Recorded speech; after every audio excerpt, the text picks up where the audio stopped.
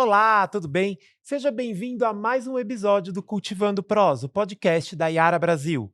Meu nome é Erison Rosati, sou jornalista e estou aqui para trazer para você dicas de cultivo, novidades do setor e muito mais. Hoje a gente vai falar com a gerente de inteligência de mercado da Yara Brasil, Tainá Begossi. Ela vai contar para a gente um pouquinho das expectativas de mercado para o ano de 2025. Oi, Tainá, tudo bem? Seja Olá, bem-vinda. Erisson. Olá, prazer estar aqui novamente. Obrigado pela presença. Bom, vamos começar aí falando de 2024. Então, o agronegócio ele teve um desempenho misto no ano que passou, né? Desafios climáticos, preços, mas a gente teve muito avanço em sustentabilidade e exportações. Na sua análise, né, como você enxerga aí o ano que termina? Sim, de fato, né, Erisson? O ano de 2024 foi um ano bastante desafiador para o agronegócio brasileiro. O El Ninho, ele trouxe chuvas em excesso no sul, umas chuvas abaixo da média quando a gente fala no Nordeste, assim como elevadas temperaturas no Centro-Oeste. Ainda impactando, né, muito a safra do Mato Grosso. Então, a gente teve quebra de safra também por questões climáticas. Porém, além disso, né, mesmo com todos esses desafios climáticos que nós tivemos em 2024, o Brasil ele se manteve na pauta como sendo um dos principais produtores e também exportadores de grãos pelo mundo, né? O destaque principal aqui sendo soja, milho e até a cana-de-açúcar. Sobre a sustentabilidade, né? Em 2024, foi uma pauta muito recorrente nos principais fóruns do agronegócio. A sustentabilidade cada vez mais no Brasil ela tem sido pressionada pelos mercados internacionais que estão mais avançados nesse quesito. E durante o ano de 24, esse é um dos principais destaques, né? E já antecipando um pouquinho para 25, a expectativa é que sustentabilidade seja uma pauta ainda mais forte para o setor brasileiro.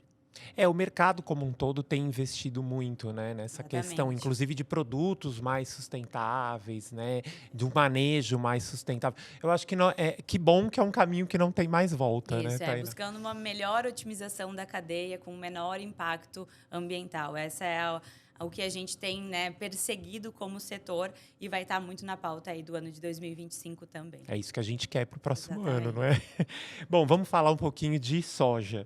Em 2024, o cultivo teve bons resultados em produtividade, mas enfrentou uma oferta global elevada, o que acabou mantendo aí os preços um pouquinho pressionados. O que a gente pode esperar para a soja em 2025? Sim, durante o ano de 2024, né, mesmo com uma safra um pouco menor no Brasil, outros países acabaram compensando essa oferta mundialmente, né? Então, a Argentina, como exemplo, teve um ano de uma recuperação muito forte da sua safra, o que manteve aí as ofertas num nível elevado, pensando no cenário mundial. Para 2025, a expectativa é que a soja no Brasil tenha um cenário ainda complexo. Alguns institutos já trazem a expectativa de uma safra recorde no Brasil de soja e também em outros países uma safra com bastante positividade, pensando no quesito de produtividade. Dessa forma, a questão da oferta estar muito acima da demanda, ela vai continuar sendo um fator baixista nos preços da cultura. Então, esse é um fator que afetou muito os preços em 2024 e a expectativa é que ainda siga afetando os preços de 2025. Além disso, né, a gente tem a questão climática que está sempre em pauta, então a gente está nesses primeiros dias, né, do ano de 2025 aí com a cultura se desenvolvendo e já é um ponto de atenção quando a gente fala tanto no Mato Grosso quanto no sul do Brasil.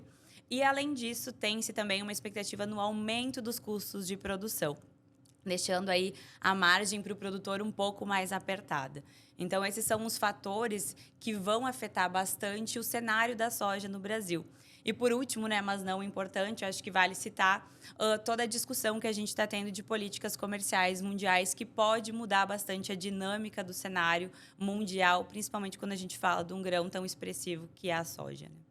E aí talvez eu acho que um caminho, né, nesse sentido, até para o produtor que está aí assistindo a gente, né, é Uhum. investir realmente em tecnologia, né, investir em uma eficiência produtiva, né, Exato, num otimizar. planejamento, né. Exato. produtivo, né? Que isso é uma coisa muito importante para quem quer ter bom resultado no cultivo, né? Exatamente. O custo de produção ele é necessário. O ideal aqui é que o produtor acerte o momento de acabar fazendo a aquisição desses insumos, assim como uma melhor escolha de um produto que faça sentido para a realidade dele, né? Timing é bastante importante, né, no Exatamente. agro. Bom, falando de milho, tá? O milho registrou crescimento, em parte por conta aí do milho segunda safra, que chegou a responder por cerca de 70% da produção interna. Qual a projeção que a gente tem para o mercado global do grão e o que o produtor precisa manter em mente para manter um bom desempenho durante a próxima aí temporada? Sim, o milho ele tem tido um papel bastante importante, não somente para a produção doméstica, mas também para o cenário mundial do grão, né? Diferente do que a gente comentou da soja, o balanço entre oferta e demanda para a cultura do milho ele está mais apertado. Então a gente não tem essa tendência baixistas nos preços. Então aqui uma expectativa para 2025 para o milho é que a gente tenha uma valorização no preço da cultura, o que faz com que países como o Brasil e também os Estados Unidos acabem focando bastante nessa safra. Então, pode ser que tenha um aumento na safra do milho, tanto internamente aqui no Brasil, quanto nos Estados Unidos, e a demanda segue crescendo, principalmente pela necessidade por ração animal e também no etanol. O ponto de atenção para o milho aqui é o que a gente comentou também sobre os insumos. Então, o custo de produção do milho ele vai ser muito pautado por custos de fertilizantes e de defensivos. E a gente tem uma expectativa de aumento desses custos. Então, quando o produtor ao planejar, né, a sua safra, é importante que nessa tomada de decisão ele tenha em mente que mesmo a cultura estando mais valorizada, os custos de produção também tendem a ser um pouco mais altos no ano de 2025. Mas de maneira geral, então, é um cenário bastante positivo, né? Um cenário Porque positivo. esse estoque mais apertado, né, essa oferta mais apertada deve valorizar bastante o cultivo, né? Exatamente. Entre soja e milho, o cenário do milho está muito mais positivo do que o cenário de soja. Um pouco menos complexo, muito por conta desse balanço de oferta e demanda mundial. Bom, o Brasil segue aí como líder na produção e exportação de café. Mas o cultivo foi impactado por mudanças climáticas, né? A sustentabilidade tem sido cada vez mais importante, né, nesse cultivo, com uma crescente demanda por grãos certificados em diversos mercados ao redor do mundo. O que a gente pode esperar para 2025 e como a Yara tem trabalhado para manter o protagonismo do café brasileiro no cenário internacional?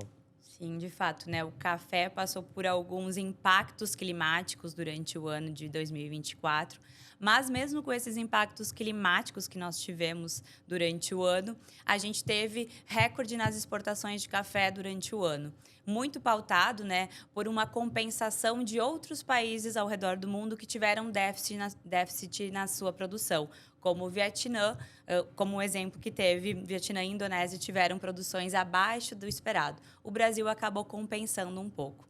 Além disso, né, a desvalorização da nossa moeda, então a desvalorização do real, acabou deixando o nosso café mais competitivo no mercado internacional.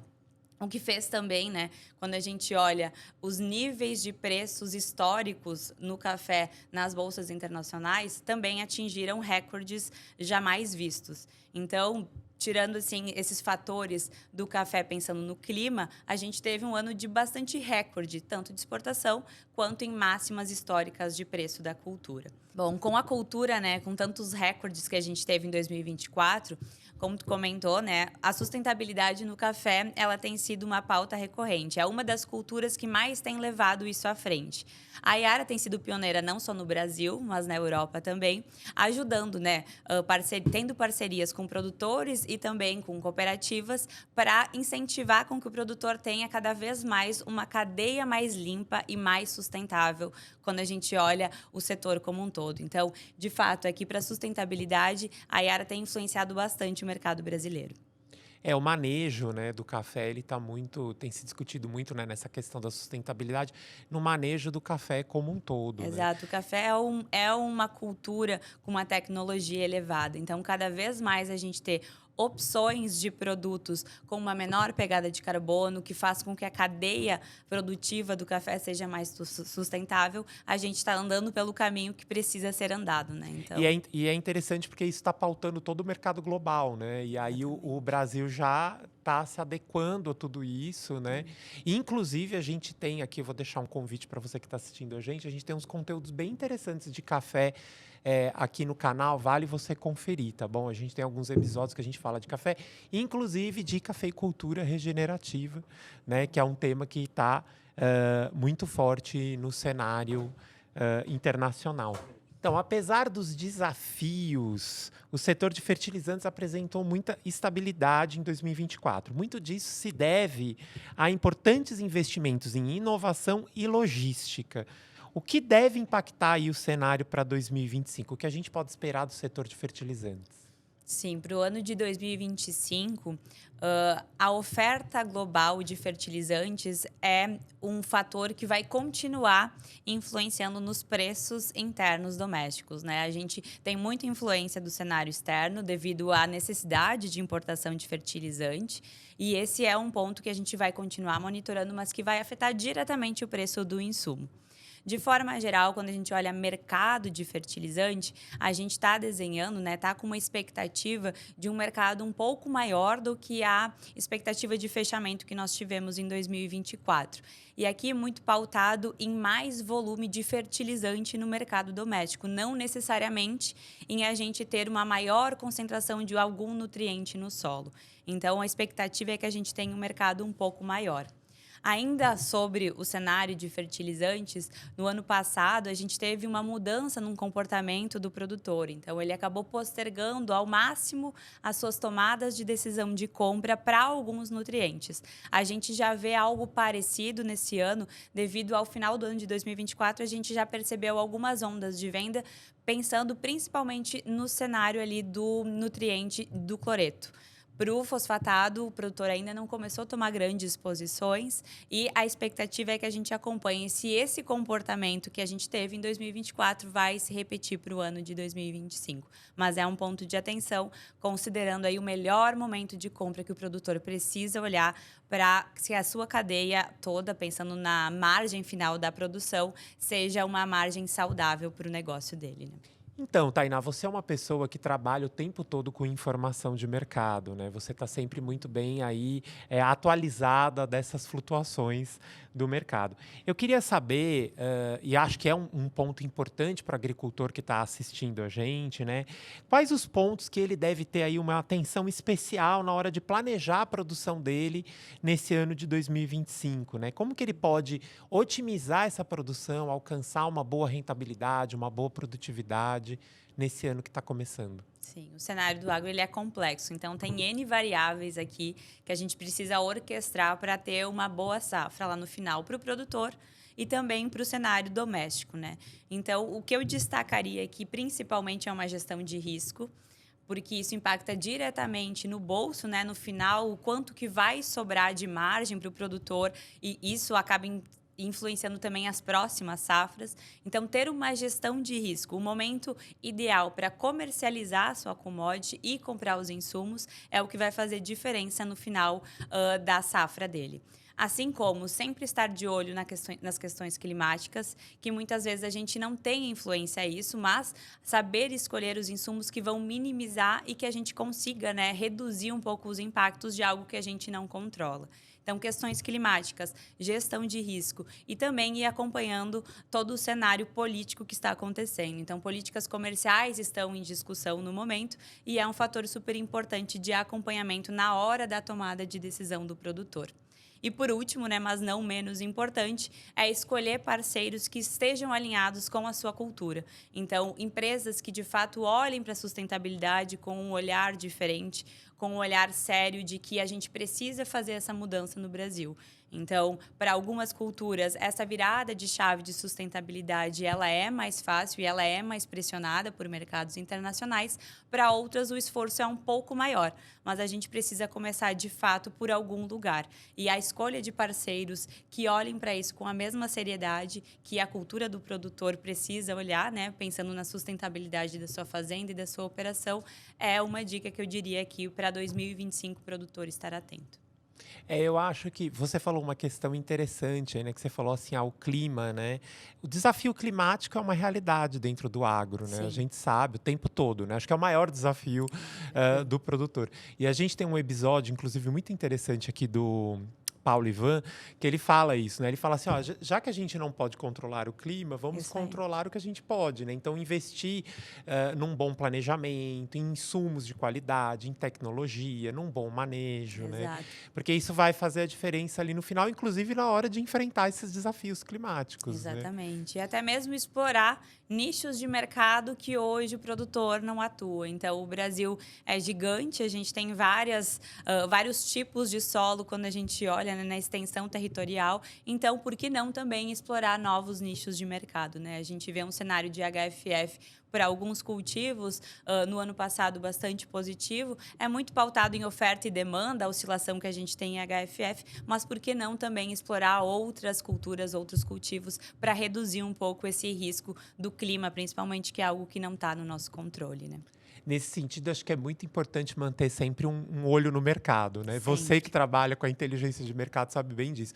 Eu acho que o Exatamente. produtor ele tem que estar sempre de olho no mercado. Isso. Inclusive, para quem quer manter olho no mercado, ó, tá aqui. Acompanhe os nossos episódios do Cultivando Prosa, que a gente está sempre de olho.